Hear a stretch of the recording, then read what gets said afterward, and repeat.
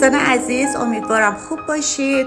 دوستان امروز اومدم که در مورد محصولات زیبایی لومینس براتون توضیح بدم. محصولات زیبایی همونجور که میدونید 4 قسم.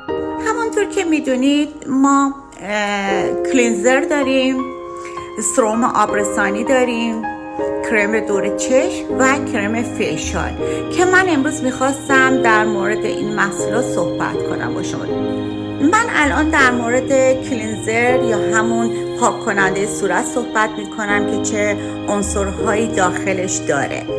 عنصرهایی که داخل کلینزر ما هستش از قبیل سلولهای بنیادی زعفران، خاویار سبز، گل مریم گلی، گل رز، لیمو و فندق جادوگر. خب دوستان، این عناصری بود که در کلینزر ما وجود داره. حالا میخوایم در مورد سرم آبرسانیمون صحبت کنیم که چه عناصری داخلش داره. و عناصرهایی که در سرم آبرسانی ما موجود هست سلولهای بنیادی زعفران، خاویار سبز، گل آفتابگردون، زیتون، بادام شیرین، گل رز، جوجوبا و زعفران و ویتامین A.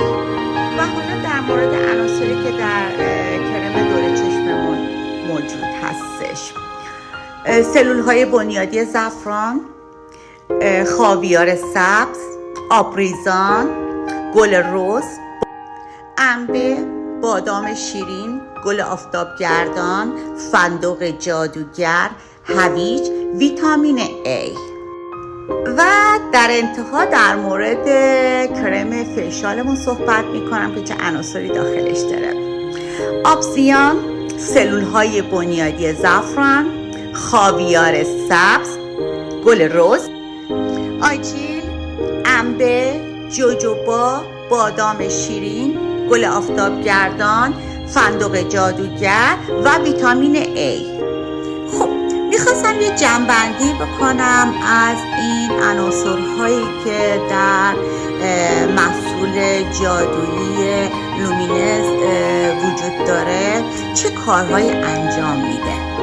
کسانی هستن که در اثر آفتاب زدگی لک‌های قهوه‌ای توی پوستشون هستش یا که جوش‌هایی که از دوران بلوغ زدن و جاش هنوزه در صورت دیده میشه و کسانی که به علت بالا رفتن سن خطهایی در ناحیه پیشانی و خط خندشون خیلی عمیق میشه، به مرور زمان اینها رو از بین. خب دوستان، با استفاده از محصولات زیبایی لومینس شما دیگه احتیاجی به بوتاکس فیلر ندارید، به خاطر که این محصولات کار لیفت رو انجام میده